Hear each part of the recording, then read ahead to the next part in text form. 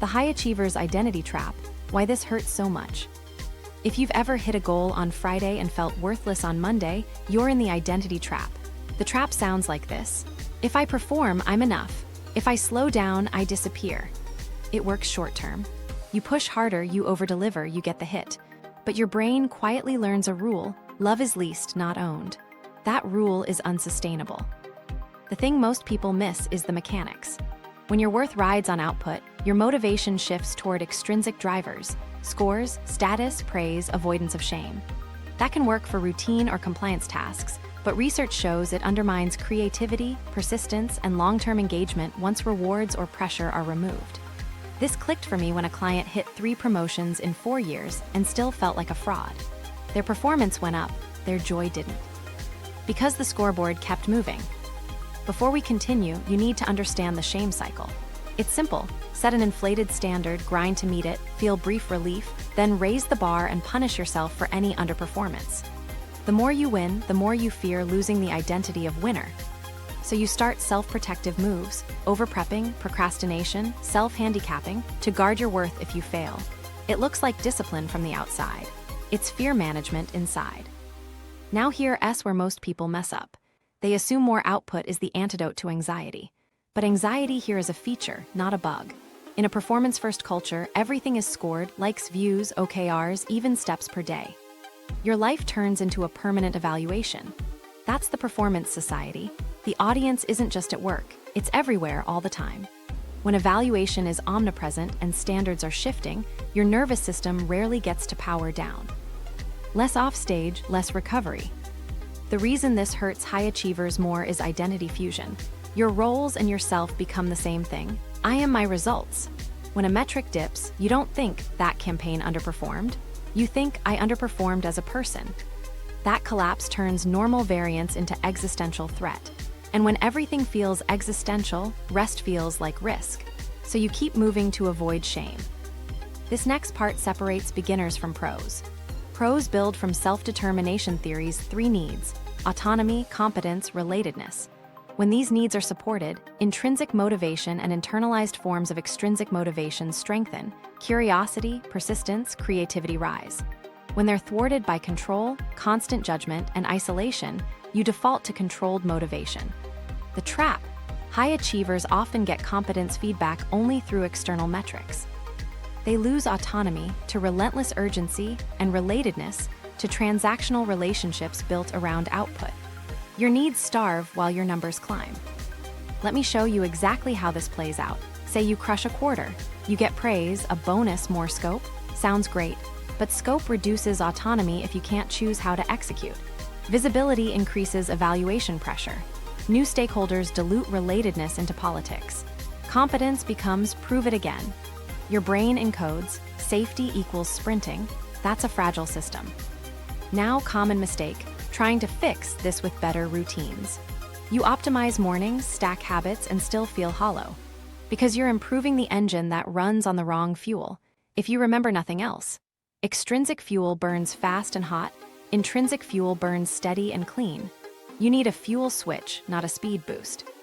Here's the shortcut nobody teaches: the identity buffer. It's a 2-line separation between self-worth and performance. My worth is inherent. My work is a skill I practice. That buffer lets you evaluate outcomes without self-condemnation. It's not fluff. It's the precondition for risk-taking, learning, and creative resilience. Without the buffer, feedback feels like a verdict. With it, feedback is data. You might be thinking, isn't self-compassion just letting myself off the hook? Research shows self-compassion increases persistence by reducing fear-based avoidance and rumination, and it moderates burnout by lowering self-criticism. When you remove the threat to your worth, you can engage with hard problems longer, with less defensive behavior. The result? More deliberate practice, fewer boom-bust cycles. Micro story: last month, a founder I coach agreed to one rule: separate identity from output whenever reviewing metrics. They would say out loud, data, not a diagnosis. In 3 weeks, they stopped doom-scrolling dashboards at midnight, slept better, and shipped a bolder feature. The difference? They weren't negotiating for permission to exist before pushing deploy. And boom, here's your quick win you can try today. Write your current rule on a sticky note: I'm worthy when I produce. Cross out when I produce. Read what's left. Sit with the discomfort. That discomfort is the trap loosening. Next, list 3 ways you'll meet the needs of autonomy, competence, and relatedness this week that aren't tied to metrics. Choose one thing, practice one skill, have one non-transactional conversation. Once you nail that buffer, everything else clicks. You can still set big goals, but your self-worth isn't up for auction every time the graph moves. That's how you get sustainable ambition instead of perpetual depletion. The science: intrinsic versus extrinsic motivation, SDT in plain English. Before we change anything, let's make the fuel map obvious. Self-determination theory, SDT, says humans run best when 3 needs are met: autonomy, competence, and relatedness. Think of them as oxygen, nutrition, and sleep for motivation. When they're supported, you get more intrinsic drive, doing the thing because the doing is rewarding, curiosity, mastery, meaning, and you more readily internalize necessary extrinsic demands. When they're starved, motivation shifts toward more controlled forms of extrinsic fuel: rewards, status, fear of punishment, avoiding shame. The thing most people miss is that extrinsic motivation isn't all the same. SDT puts it on a spectrum. On the far end is external regulation. You do it because someone will reward you or punish you. Move a little inward and you hit introjected regulation. You've internalized the pressure, so you're doing it to avoid guilt or to feel worthy in your own eyes. That's the perform or disappear voice. Go further and you reach identified regulation. You see value in the task. It aligns with your goals. And near intrinsic is integrated regulation. The task coheres with your identity and values, even if parts of it aren't fun. Finally, intrinsic motivation is interest and enjoyment in the activity itself. Why does this matter to high achievers? Because living at the external and introjected end predicts more tension, less creativity, and fragile persistence. You can sprint on fear, but you can't build a season on it. When you operate from identified or integrated regulation, you're still productive, but the engine runs smoother longer and with fewer defensive behaviors. Let me back up and make this concrete. Autonomy is the felt sense of choice and authorship. You might not pick the deadline, but you can choose the approach, the order, the constraints you accept. Competence is the experience of getting better through feedback and challenge at the right level of difficulty. Relatedness is feeling connected, seen, and respected by people who matter to you in the work. When any one of these is chronically blocked, motivation slides down the spectrum toward control. Now here's where performance culture sneaks in. The constant scoreboard, metrics, likes, leaderboards, creates external regulation everywhere. Even your morning run is judged by a watch. Add omnipresent comparison and you get introjection. If I don't hit X, I'm not enough. That's the shame cycle dressed up as standards. The environment is teaching your nervous system that safety equals compliance, not curiosity.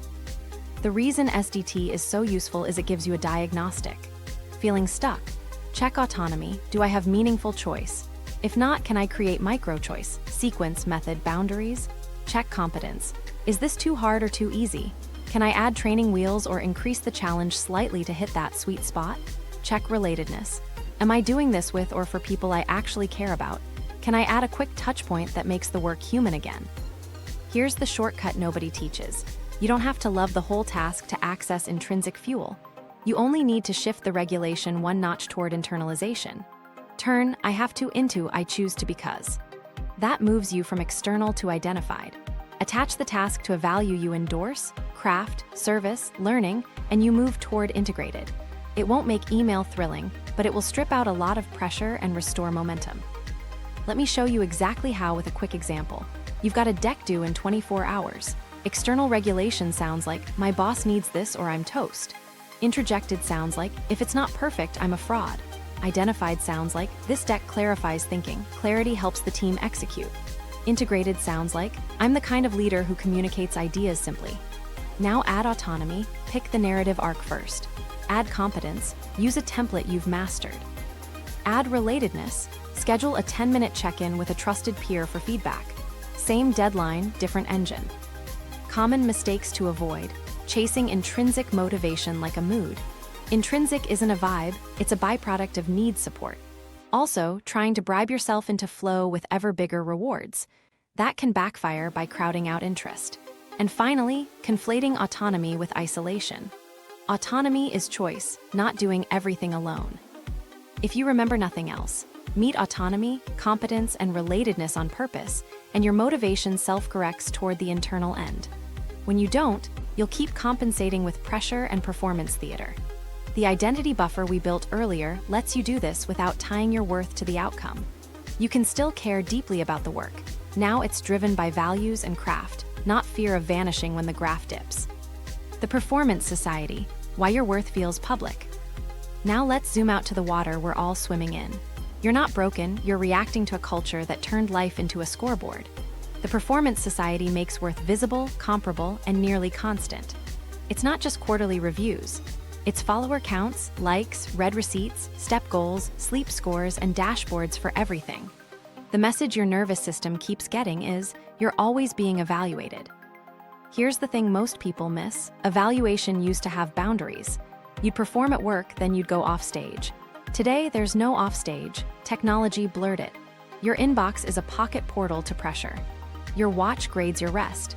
Even hobbies become content. The audience never leaves and the standards keep shifting. That's why you feel like you can't relax, because somewhere something is measuring you.